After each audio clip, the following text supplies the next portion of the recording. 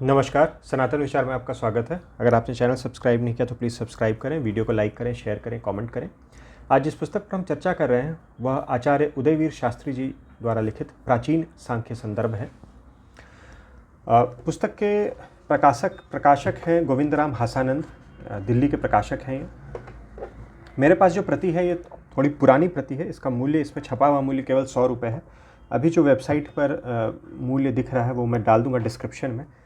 कई लोग जो चैनल से नए जुड़े रहते हैं शायद उनको जानकारी नहीं, और मैं भी खुद हर वीडियो में ये चीज़ बोलना भूल जाता हूँ।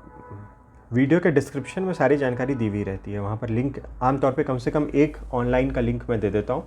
कई सारी पुस्तकें हैं जो ऑफलाइन भी ईजिली उपलब्ध हैं, मगर वो डिपेंड करता है कि आप किस शहर में रह रहे हैं और किस नगर में रह रहे हैं, आप वहाँ पर इस प्रकार की दुकानें हैं कि नहीं हैं।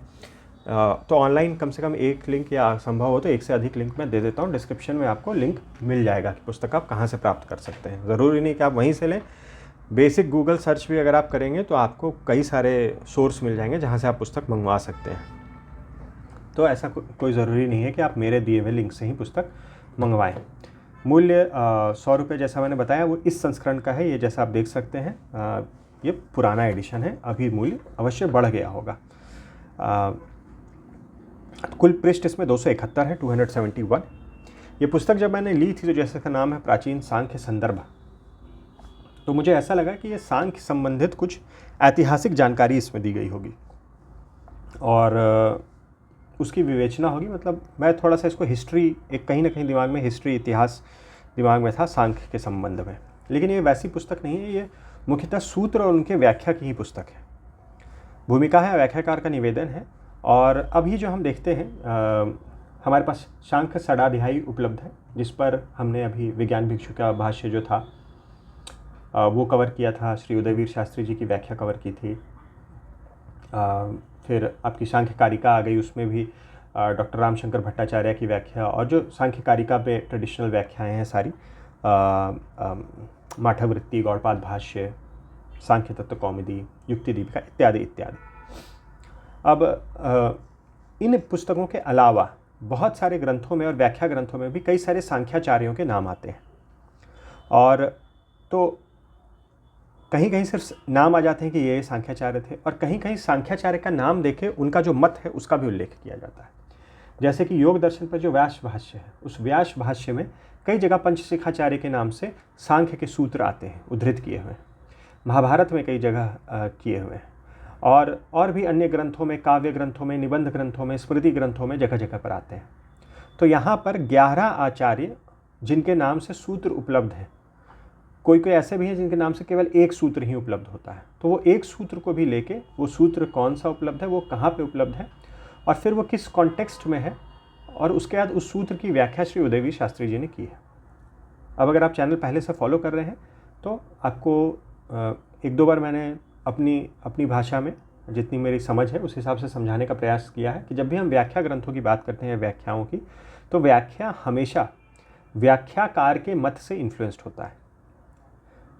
ज़रूरी नहीं है कि जो सूत्रकार का जो अर्थ था वही व्याख्याकार का अर्थ हो, वही व्याख्याकार भी अर्थ निकाले।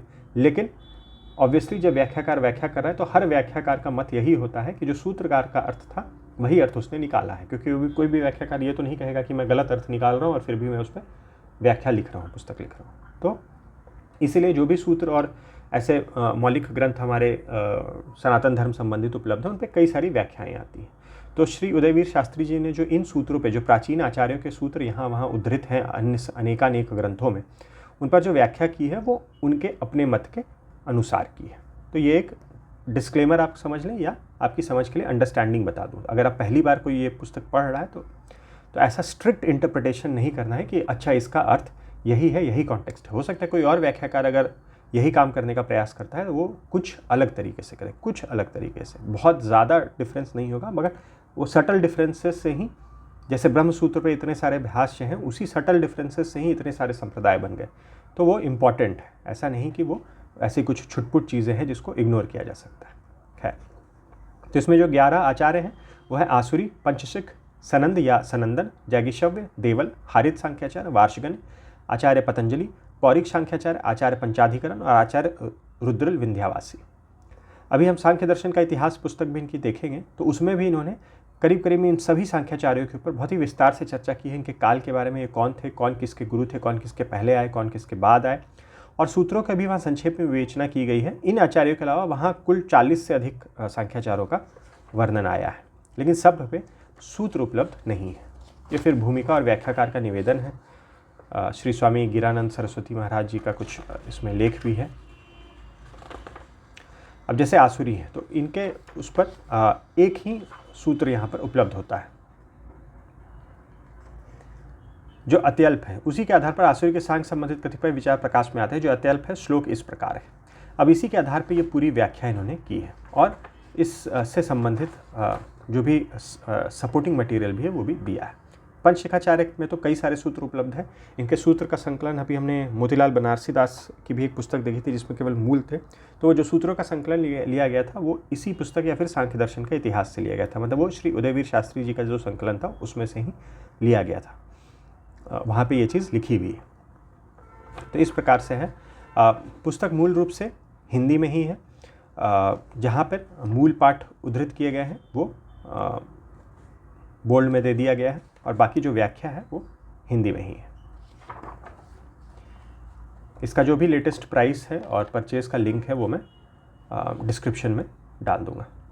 ऐसे ही हर सांख्याचार्य के जो संदर्भ जहाँ कहीं भी आ रहे हैं अलग अलग ग्रंथों में उसकी विवेचना की गई है। 271 पे ये पुस्तक समाप्त हो जाती है। तो ये थी कुछ जानकारी गोविंदराम हासानंद द्वारा प्रकाशित आचार्य श्री उदयवीर शास्त्री रचित प्राचीन सांख्य संदर्भ पुस्तक के बारे में। वीडियो देखने के लिए बहुत बहुत धन्यवाद। मिलते हैं अगले वीडियो में।